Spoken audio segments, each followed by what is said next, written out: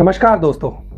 कितनी मज़ेदार बात है ना कि ऐसे मौके भी आते हैं जब प्रकृति बोल लो या यूनिवर्स बोलो या ईश्वर बोल लो, वह एक ऐसा मौका ला देता है जहाँ पर गांधी जयंती और दशहरा एक साथ आ जाता है। कितने कम समय में ऐसा होता है कि ऐसा कोई अवसर बनता है, ऐसा कोई मौका बनता है, लेकिन आज ऐसा हुआ है। चलिए हम इस बारे में बात करते हैं। मैं कहना चाहता हूँ कि यह अपने आप में कितना बड़ा क्रिटिसिज्म हो सकता है। यह अपने आप पर इतना बड़ा संकेत हो सकता है कि आपको सचेत हो जाना चाहिए।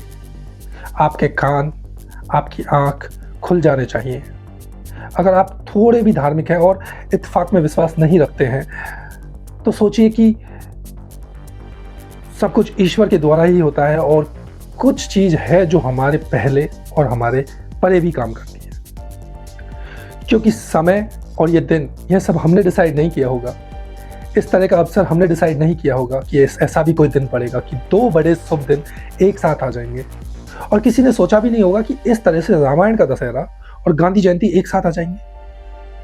खैर, अब सोचिए उन लोगों के बारे में जो लोग सुबह गांधी जयंती मनाकर आए होंगे, गांधी को नमन करके आए होंगे, गांधी को फूल चढ़ाकर आए होंगे और गांधी की बड़ी बड़ी बातें, भाषण, पोस्ट, वीडियो, रील, ये सब बनाकर पोस्ट करके आए होंगे।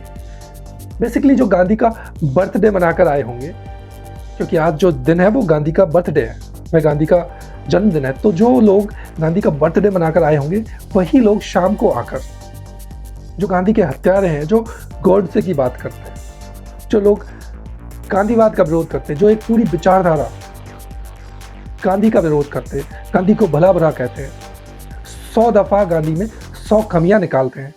वैसे कमियां हर इंसान में होती हैं, लेकिन वो गांधी के हत्यारे शाम को आकर रावण का दहन करेंगे।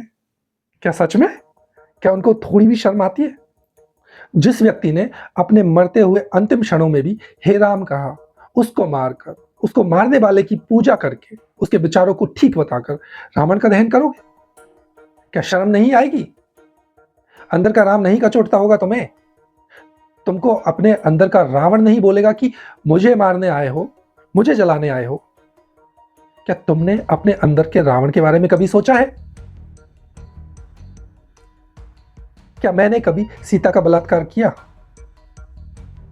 मैंने सीता के साथ कोई अपमानजनक कृत्य नहीं किया, या फिर ऐसे किसी व्यक्ति को माला नहीं पहनाई जो महिला को बलात्कार करके मेरे राज्य में घूम रहा हो। अरे मैंने तो अपने भाई तक को मृत्युदंड नहीं दिया, जबकि वह मेरे विरोध में था, वह मेरे विरोध में चला गया। सोचो कि रावण अपने आप में जब यह कहता होगा कि तुम जिस डेमोक्रेसी की बात करते हो, वह तो मेरे अंदर ऐसे ही थी जब मैं राजतंत्र में था। वह तो मैं अपने परिवार में रखता था। विचारों की स्वतंत्रता मैंने अपने खुद के विरोधी भाई को भी दी। क्या तुम इसका थोड़ा सा अंश भी अपने अंदर रख सको, तब आकर मुझे जलाना? क्या आपके अंदर का राम या रावण इन दोनों तरह की किसी भी बात को बोलता होगा? नहीं बोलता होगा। यह अपने आप में इतनी बड़ी विरोधाभासी प्रक्रिया है, विरोधाभासी सोच है, विरोधाभासी पल है, विरोधाभासी विडंबना है, जिसको यह कह लीजिए कि वह लोग ऐसा कर भी कैसे पाते हैं कि जो गांधी को गाली देकर गांधी की पूजा करेंगे और शाम को रावण को दहन भी करेंगे। जो लोग गांधी को गाली देते हैं, जो लोग गांधी की बातों को गाली देते हैं, जो लोग गांधी के विचारधारा को गाली देते हैं, जो लोग गांधी की अपनी पूरी जीवन शैली को गाली देते हैं। मैं उन लोगों की बात नहीं कर रहा जो अंबेडकर के बारे में है, अंबेडकर को फॉलो करते हैं, या फिर वह जो लोग कास्ट की वजह से गांधी को गाली देते हैं, या फिर वो एक अलग पूरी अलग बात है, हम उस बारे में कभी और बात करेंगे। मैं बात कर रहा हूं जो सच में हिंदू धर्म की वजह से है, हिंदू धर्म की बात करते हैं और फिर अपनी संघ की जो विचारधारा है उसकी वजह से गांधी को गाली देते हैं। और वह जो लोग जब शाम को रावण का दहन करेंगे, गांधी को गाली देकर आप रावण का दहन कैसे कर सकते हैं? गांधी को भला बुरा कहकर आप रावण का दहन कैसे कर सकते हैं? आप एलिजिबल ही नहीं है इस चीज के लिए। आप अपने आप में यह सर्व करने के लायक ही नहीं है। आपका क्राइटेरिया, आप उस क्राइटेरिया में ही नहीं आते, आप उसके क्राइटेरिया एलिजिबिलिटी में फेल हो जाते हैं। तो मुझे लगता है ना कि लोगों की सोच और समझ और जो मानसिक संतुलन है, जो लोगों के में तो मर ही चुका है। बेशक वह गरीबी, अन्याय, रील, इस सब की वजह से अफेक्ट हुआ है, शॉर्ट्स, या हमारे समाज की वजह से, या हमारी सरकार की वजह से। सरकार की प्रक्रियाओं की वजह से, सरकार का जो दमन है, जो शोषण है, उसकी वजह से हमें ख़त्म कर दिया गया है। वो मैं समझता हूँ, लेकिन लेकिन लेकिन मुझे फिर भी लगता है कि अंतरात्मा तो कोई चीज़ होती है ना। अंदर जो आदमी सोचता ही होगा, अंदर से आदमी तो सोचता ही होगा कि सबको यह लगता ही होगा कि हम क्या कर रहे हैं, हमारे साथ क्या हो रहा है, हमारे होते हुए हमारे अपनों के लिए, हमारे धर्म के साथ, हमारे देश के साथ क्या हो रहा है।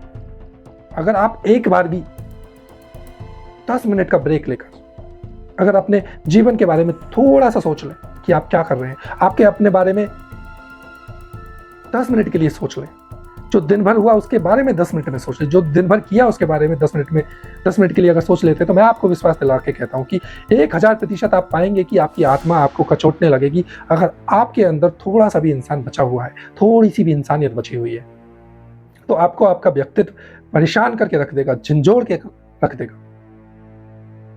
मैं आपसे कहना चाहता हूं कि समय और ब्रह्मांड के संकेत को पहचानो और जिस तरह की जरूरत इस जीवन, इस देश और इस प्रकृति के लिए है, उसको फिर से बढ़ाओ। आपको एक बार फिर से गांधी जयंती की और दशहरा की बहुत बहुत शुभकामनाएं। लेकिन एक बात ध्यान रखिएगा कि कितना बड़ी मजेदार बात है ना कि इस समय और यूनिवर्स का खेल किस तरह दो पूर्ण विरोधाभासी घटनाओं को इतनी कठिन समय में एक साथ लाकर खड़ा कर दिया है। उन्हीं के हाथों से वही करवा दिया जो अपने आप में असंभव है। समझ रहे हैं ना कि मैं किसकी तरफ इशारा कर रहा हूं? नमस्कार।